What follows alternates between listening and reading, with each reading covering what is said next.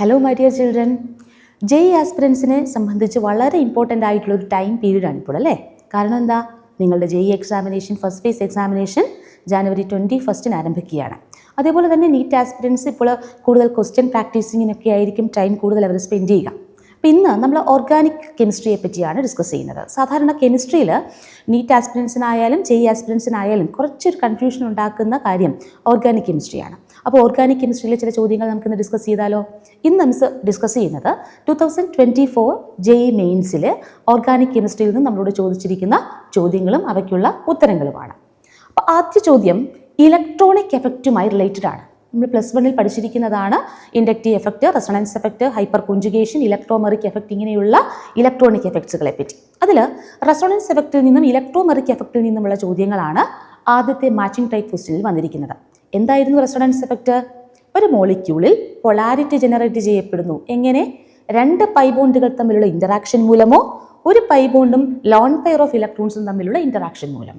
Okay, ഈ resonance എഫക്റ്റിനെ നമ്മൾ രണ്ടായി ക്ലാസിഫൈ ചെയ്തു. പോസിറ്റീവ് റെസൊണൻസ് എഫക്റ്റും നെഗറ്റീവ് റെസൊണൻസ് എഫക്റ്റും. എന്താണ് പോസിറ്റീവ് റെസൊണൻസ് എഫക്റ്റ്? കോൺജുഗേറ്റഡ് സിസ്റ്റത്തിലേക്ക് അറ്റാച്ച് ചെയ്തിരിക്കുന്ന ആറ്റമോ ഗ്രൂപ്പോ ഇലക്ട്രോൺസുകളെ ട്രാൻസ്ഫർ ചെയ്താൽ അത് പോസിറ്റീവ് റെസൊണൻസ് എഫക്റ്റ്. കോൺജുഗേറ്റഡ് സിസ്റ്റത്തിലേക്ക് അറ്റാച്ച് ചെയ്തിരിക്കുന്ന ആറ്റമോ സബ്സ്റ്റിറ്റ്യൂവൻറ്റോ ഇലക്ട്രോണുകളെ വിഡ്രോ ചെയ്താൽ നമ്മൾ അതിനെ നെഗറ്റീവ് റെസൊണൻസ് എഫക്റ്റ് എന്ന് വിളിക്കും. അപ്പോൾ നമുക്ക് ആദ്യം പോസിറ്റീവ് റെസൊണൻസ് എഫക്റ്റും നെഗറ്റീവ് റെസൊണൻസ് എഫക്റ്റും ഒന്ന് ഐഡന്റിഫൈ ചെയ്താലോ. നോക്കാം. ആദ്യത്തെ റിയാക്ഷൻ മെക്കാനിസത്തിൽ കോൺജുഗേറ്റഡ് സിസ്റ്റത്തിലേക്ക് അറ്റാച്ച് ചെയ്തിരിക്കുന്ന NH2 എന്ന ഗ്രൂപ്പ് സിസ്റ്റത്തിലേക്ക് ഇലക്ട്രോണുകളെ ട്രാൻസ്ഫർ ചെയ്തിരിക്കുന്നു. So that means positive resonance effect. അതായത് എ മാച്ച് ചെയ്യേണ്ടത് ആരുമായിട്ടാണ്? 4ഉമായിട്ടാണ് നമുക്ക് എ മാച്ച് ചെയ്യേണ്ടത്. ഓക്കെ, ദെൻ അതേപോലെ നോക്കാം. നാലാമത്തെ റിയാക്ഷൻ മെക്കാനിസത്തിൽ കോൺജുഗേറ്റഡ് സിസ്റ്റത്തിലേക്ക് അറ്റാച്ച് ചെയ്തിരിക്കുന്നത് നൈട്രോ ഗ്രൂപ്പാണ് അല്ലേ. ഈ നൈട്രോ ഗ്രൂപ്പ് എന്താ ചെയ്തിരിക്കുന്നത്?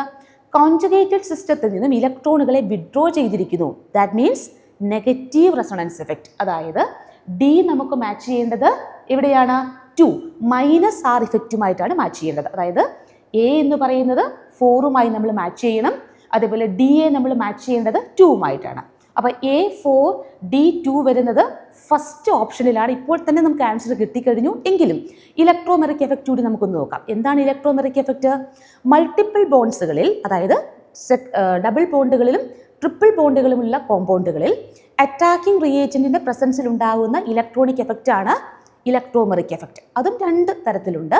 പോസിറ്റീവ് ഇലക്ട്രോമെറിക് എഫക്റ്റും നെഗറ്റീവ് ഇലക്ട്രോമെറിക് എഫക്റ്റും. അതായത് മൾട്ടിപ്പിൾ ബോണ്ടിലെ ഇലക്ട്രോൺ ട്രാൻസ്ഫർ ചെയ്യപ്പെടുന്നത് അറ്റാക്ക് ചെയ്യുന്ന റിയേജന്റിന്റെ അതേ കാർബണിലേക്കാണെങ്കിൽ നമ്മൾ അതിനെ പോസിറ്റീവ് ഇലക്ട്രോമെറിക് എഫക്റ്റ് എന്നും, ദെൻ ഇലക്ട്രോൺ ട്രാൻസ്ഫർ ചെയ്യുന്നത് റിയേജന്റ് അറ്റാച്ച് ചെയ്യുന്നതിന് ഓപ്പോസിറ്റ് സൈഡിലേക്കാണെങ്കിൽ നമ്മൾ അതിനെ നെഗറ്റീവ് ഇലക്ട്രോമെറിക് എഫക്റ്റ് എന്നും വിളിക്കും. ഇതൊക്കെ നമ്മുടെ സെക്കൻഡ് ക്വസ്റ്റ്യനിൽ ഇതൊരു മൾട്ടിപ്പിൾ ബോണ്ട് ഉള്ള ഒരു കോമ്പൗണ്ട് ആണ്. ഈ ഡബിൾ ബോണ്ട് ഷിഫ്റ്റ് ചെയ്യപ്പെടുന്നത് ഈ കാർബണിലേക്കാണ്. സോ ആ കാർബണിലേക്ക് തന്നെയാണ് നമ്മുടെ അറ്റാക്കിംഗ് റിയേജന്റ് ആയിട്ടുള്ള H+ അറ്റാച്ച് ചെയ്തിരിക്കുന്നത്. അതുകൊണ്ട് തന്നെ ബി എന്ന റിയാക്ഷൻ മെക്കാനിസം പോസിറ്റീവ് ഇലക്ട്രോമെറിക് എഫക്റ്റുമായിട്ടാണ് നമ്മൾ മാച്ച് ചെയ്യേണ്ടത്. അതായത് B3യുമായിട്ടാണ് നമ്മൾ മാച്ച് ചെയ്യേണ്ടത്. അതേപോലെ തന്നെ ഇലക്ട്രോൺ ട്രാൻസ്ഫർ ചെയ്യപ്പെട്ട കാർബണിൽ ഓപ്പോസിറ്റ് ആയിട്ടാണ് അറ്റാക്കിംഗ് റിയേജന്റ് ഇവിടെ അറ്റാച്ച് ചെയ്തിരിക്കുന്നത്.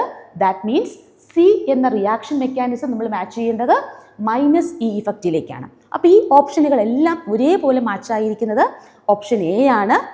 ഇതാണ് ഈ ക്വസ്റ്റ്യൻ്റെ റൈറ്റ് ആൻസർ. ഓക്കെ, അപ്പോൾ ഇലക്ട്രോണിക് എഫക്ട്സിനെ പറ്റി പൂർണ്ണമായൊരു ധാരണയുണ്ടെങ്കിൽ തീർച്ചയായും നമുക്ക് ഒരു കൺഫ്യൂഷനും ഇല്ലാതെ തന്നെ ഈ ക്വസ്റ്റ്യന് നമുക്ക് ആൻസർ ചെയ്യാൻ സാധിക്കും. ഓക്കെ, സോ നമുക്ക് നെക്സ്റ്റ് ക്വസ്റ്റ്യനിലേക്ക് പോകാം.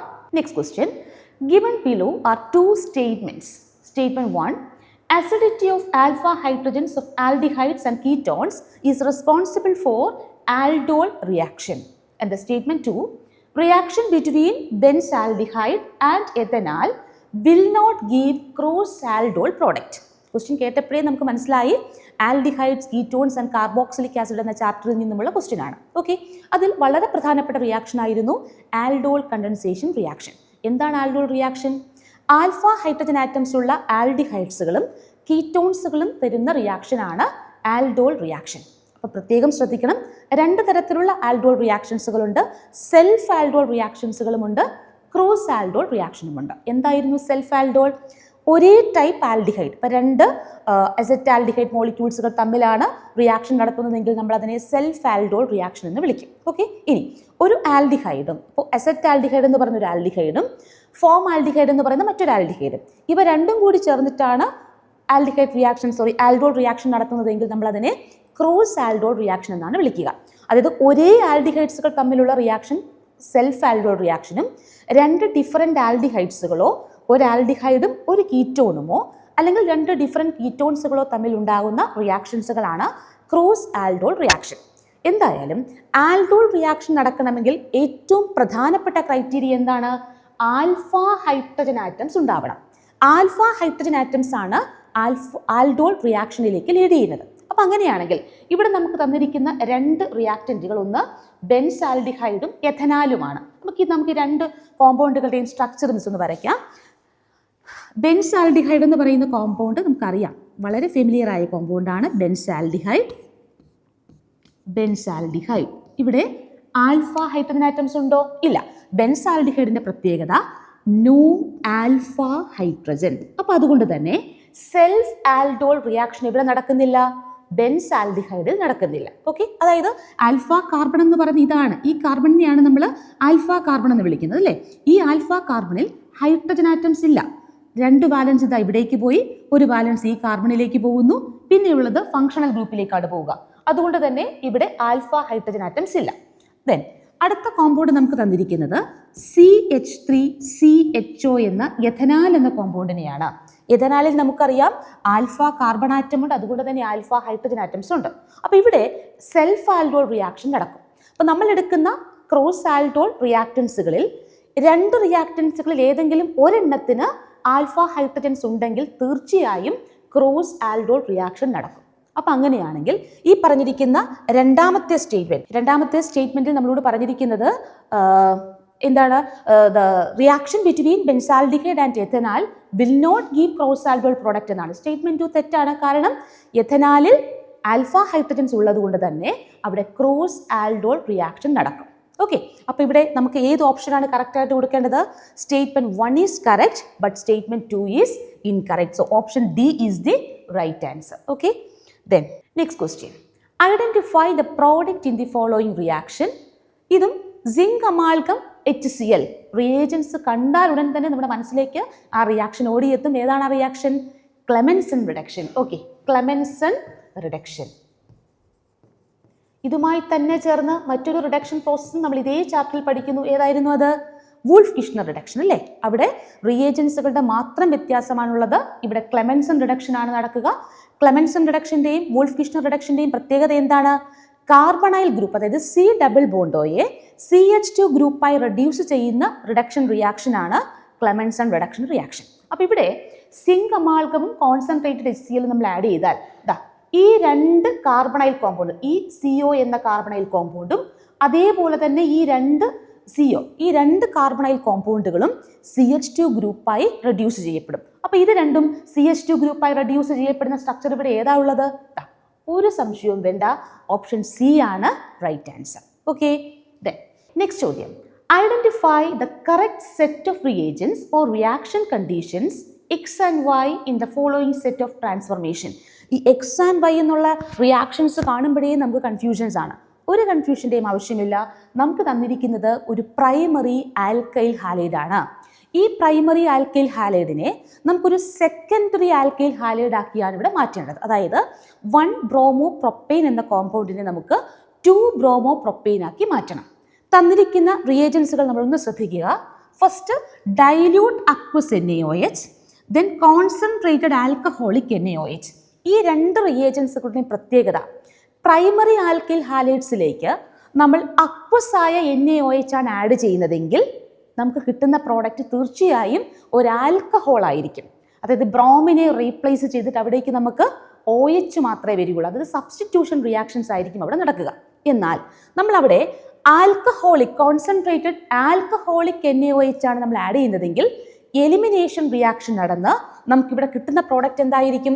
ആൽക്കീൻ ആയിരിക്കും നമുക്കിവിടെ കിട്ടുന്ന പ്രോഡക്റ്റ്. സോ ഇതിൻ്റെ സ്ട്രക്ചർ കാണിക്കാം. CH3CH double bond CH2 dehydro halogenation reaction എന്നും ബീറ്റ എലിമിനേഷൻ റിയാക്ഷൻസ് എന്ന പേരിലൊക്കെ നമ്മൾ ഈ റിയാക്ഷൻ പഠിച്ചിട്ടുള്ളതാണ്. അപ്പം നമുക്ക് ഈ കോൺസെൻട്രേറ്റഡ് ആൽക്കഹോളിക് NaOH ആണ് യൂസ് ചെയ്യുന്നതെങ്കിലാണ് നമുക്ക് ഈ ആൽക്കീൻ പ്രോഡക്റ്റായി കിട്ടുക. ഇനി നമുക്ക് വേണ്ടത് 2-ബ്രോമോ പ്രൊപ്പെയിൻ ആണ്. ഈ സെക്കൻഡ് പൊസിഷനിലേക്ക് നമുക്ക് ബ്രോമിനെ ആഡ് ചെയ്യണമെങ്കിൽ നമ്മൾ പഠിച്ചിട്ടുണ്ട്, അൺസിമെട്രിക്കൽ ആൽക്കീനിലേക്ക് അൺസിമെട്രിക്കൽ റിയേജന്റ് ആഡ് ചെയ്യുക. ഏത് റൂളാണ്? മാർക്കോണിക്കോഫ് റൂളും മാർക്കോണിക്കോഫ് അഡീഷനും നമ്മുടെ മനസ്സിലേക്ക് വരിക. ഈ CH3CH ഡബിൾ ബോണ്ട് CH3യിലേക്ക് നമ്മൾ HBr എന്ന റിയേജന്റിനെ ആഡ് ചെയ്താൽ മാർക്കോണിക്കോഫ് റൂൾ അനുസരിച്ചിട്ട് എന്താ പഠിച്ചിരിക്കുന്നത്? The negative part of the reagent will go to that carbon which contain lesser number of hydrogen atom. അപ്പം അങ്ങനെയാണെങ്കിൽ ഈ ബ്രോമിൻ എവിടേക്ക് തീർച്ചയായും മൂവ് ചെയ്യുള്ളൂ? CH, less number of hydrogen atom ഉള്ള CHയിലേക്കായിരിക്കും മൂവ് ചെയ്യുക. സോ നമ്മുടെ കോമ്പൗണ്ട് എന്തായിരിക്കും? CH3CHBr അതായത് നമുക്കിവിടെ എടുക്കേണ്ട റിയേജൻസുകൾ ഏതൊക്കെയാണെന്ന് നോക്കുക. കോൺസെൻട്രേറ്റഡ് ആൽക്കഹോളിക് NaOH ഉണ്ടാവണം. അതോടൊപ്പം നമുക്ക് വേണ്ടത് അൺസിമെട്രിക്കൽ റിയേജന്റായ HBr ആയിരിക്കണം. ഓക്കെ, Br2 ആണ് നമ്മൾ ആഡ് ചെയ്യുന്നതെങ്കിൽ നമുക്ക് തീർച്ചയായും ബിസിനൽ ഡൈഹാലേറ്റ്സുകൾ മാത്രമേ പ്രോഡക്റ്റ് ആയി കിട്ടുകയുള്ളൂ. നമുക്ക് ബിസിനൽ ഡൈഹാലേറ്റ്സുകൾ അല്ല വേണ്ടത്, മോണോ ബ്രോമിനേറ്റഡ് ആയിട്ടുള്ള പ്രോഡക്റ്റ് ആണ് വേണ്ടത്. അവിടെ നമ്മൾ ഉപയോഗിക്കേണ്ട റിയേജന്റ് തീർച്ചയായും HBr ആണ്. ഓക്കെ, അപ്പം നമ്മൾ മനസ്സിലാക്കേണ്ടത് അക്വസ് NaOH ആണെങ്കിൽ പ്രൈമറി ആൽക്കൈൽ ഹാലേറ്റ്സുകളിൽ സബ്സ്റ്റിറ്റ്യൂഷൻ റിയാക്ഷൻ നടന്ന ആൽക്കഹോൾസുകളും then concentrated alcoholic sodium hydroxide ആണ് ബേസ് ആണ് നമ്മൾ യൂസ് ചെയ്യുന്നതെങ്കിൽ എലിമിനേഷൻ റിയാക്ഷൻ നടന്ന ആൽക്കീൻസുകളുമായിരിക്കും പ്രോഡക്റ്റായി വരിക. ആ കോൺസെപ്റ്റ് നമുക്ക് ക്ലിയർ ആണെങ്കിൽ തീർച്ചയായും ഈ ചോദ്യത്തിൻ്റെ ഉത്തരം നമുക്ക് എത്താൻ സാധിക്കും. സോ ഓപ്ഷൻ C ആണ് റൈറ്റ് ആൻസർ. ഓക്കെ, നമുക്ക് അടുത്ത ചോദ്യത്തിലേക്ക് പോകാം. The number of the correct reactions among the following. വളരെ ഇൻട്രസ്റ്റിംഗ് ആയിട്ടുള്ള ഒരു ക്വസ്റ്റ്യൻ ആണ്, വളരെ സിമ്പിൾ ക്വസ്റ്റ്യനുമാണ്. So first one, benzene plus benzoyl chloride. ഇത് ഏത് റിയാക്ഷനാണ്? അൺഹൈഡ്രസ് AlCl3യും ആസിഡ് ക്ലോറൈഡും ഒക്കെ കാണുമ്പോഴേ നമ്മുടെ മനസ്സിലേക്ക് ഒരു റിയാക്ഷൻ ഓടിയെത്തും. ഏതാണ്? Friedel craft acylation reaction.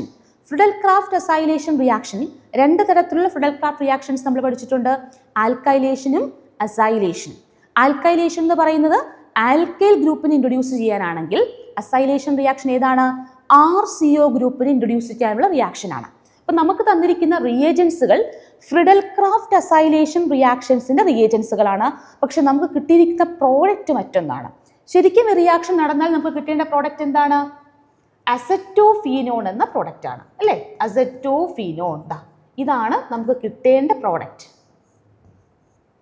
Reaction നടന്നാൽ നമുക്ക് കിട്ടേണ്ട പ്രോഡക്റ്റ് അസറ്റോഫീനോൺ എന്ന പ്രോഡക്റ്റ് ആണ്. അപ്പോൾ ഈ തന്നിരിക്കുന്ന റിയാക്ഷൻ തെറ്റാണ്, ഫ്രിഡൽ ക്രാഫ്റ്റ് റിയാക്ഷൻ അല്ല. ദെൻ സെക്കൻഡ് റിയാക്ഷൻ വീണ്ടും ആസിഡ് ക്ലോറൈഡ് തന്നെ നമ്മൾ ഉപയോഗിച്ചിരിക്കുന്നു. Hydrogen and palladium on barium sulphate, Rosenmund reduction. Palladium on barium സൾഫേറ്റിൽ ഒരു കൺഫ്യൂഷനും വേണ്ട, ദറ്റ് ഈസ് റോസൻമുണ്ട് റിഡക്ഷൻ. ആൽഡിഹൈഡുകളുടെ പ്രിപ്പറേഷന് വേണ്ടി നമ്മൾ ഏറ്റവും സ്പെഷ്യലായി പഠിച്ച ഒരു നെയിമിംഗ് റിയാക്ഷൻ കൂടിയാണിത്. നമുക്ക് കിട്ടേണ്ട പ്രോഡക്റ്റ് കാർബോക്സിലിക് ആസിഡ് അല്ല, ബെൻസാൽഡിഹൈഡ് ആണ്. COH പകരം നമുക്ക് ഇവിടെ കിട്ടേണ്ടത് ഏതായിരുന്നു? CHO എന്ന ഫങ്ഷണൽ ഗ്രൂപ്പായിരുന്നു കിട്ടേണ്ടത്. സോ ഈ പറഞ്ഞിരിക്കുന്ന സെക്കൻഡ് റിയാക്ഷനും തെറ്റാണ്. മൂന്നാമത്തെ റിയാക്ഷൻ നമുക്ക് നോക്കാം. Carbon monoxide HCl in presence of anhydrous AlCl3 or copper chloride. ഇത് ഏത് റിയാക്ഷനാണ്? അടുത്ത നെയിമിംഗ് റിയാക്ഷനാണ് ഗട്ടർമാൻ കോച്ച് റിയാക്ഷൻ. ഈ റിയാക്ഷൻ്റെ പ്രോഡക്റ്റ് എന്താണ്? തീർച്ചയായും ബെൻസാൽഡിഹൈഡ് തന്നെയാണ് ഈ റിയാക്ഷൻ്റെ product. So right answer C ആണ്. ദെൻ ഓപ്ഷൻ ഡിയിലേക്ക് നമുക്ക് വരാം. അമൈഡുകളാണ്, അല്ലേ? ബെൻസമൈഡ് അനിലീനായി മാറുന്ന പ്രോസസ്സാണ് തന്നിരിക്കുന്നത്. ബെൻസമൈഡ് അനിലീനാകുന്ന പ്രോസസ്സിൽ നമ്മൾ ഒരു കാര്യം ശ്രദ്ധിച്ചാൽ അറിയാം, നമ്മൾ എടുത്തിരിക്കുന്ന ബെൻസമൈഡിനേക്കാൾ ഒരു കാർബൺ ആറ്റത്തിൻ്റെ കുറവ് അനിലീൻ എന്ന പ്രോഡക്റ്റ് ഉണ്ട്. അത് നമ്മൾ അമീൻസ് എന്ന ചാപ്റ്ററിൽ അമീൻസുകളുടെ പ്രിപ്പറേഷനിൽ ഹൗഫ്മാൻ ബ്രോമമൈഡ് ഡിഗ്രഡേഷൻ റിയാക്ഷനിലാണ് നമ്മളിത് പഠിച്ചിരിക്കുന്നത്. നമ്മൾ എടുത്തിരിക്കുന്ന റിയാക്റ്റൻ്റായ അമൈഡിനേക്കാൾ ഒരു കാർബൺ ആറ്റം കുറഞ്ഞ അമീൻ നമുക്ക് പ്രോഡക്റ്റായി കിട്ടുന്ന റിയാക്ഷൻ ആയിരുന്നു ഹൗഫ്മാൻ ബ്രോമമൈഡ് ഡിഗ്രഡേഷൻ റിയാക്ഷൻ. പക്ഷേ അവിടെ നമ്മൾ ഉപയോഗിക്കേണ്ട റിയേജൻസുകൾ പക്ഷേ ഈ പറയുന്ന ഹൈഡ്രോളിസിസും ഹീറ്റും ഒന്നുമല്ല. നമ്മൾ അവിടെ കൊടുക്കേണ്ട റിയേജൻസുകൾ എന്തൊക്കെയായിരുന്നു?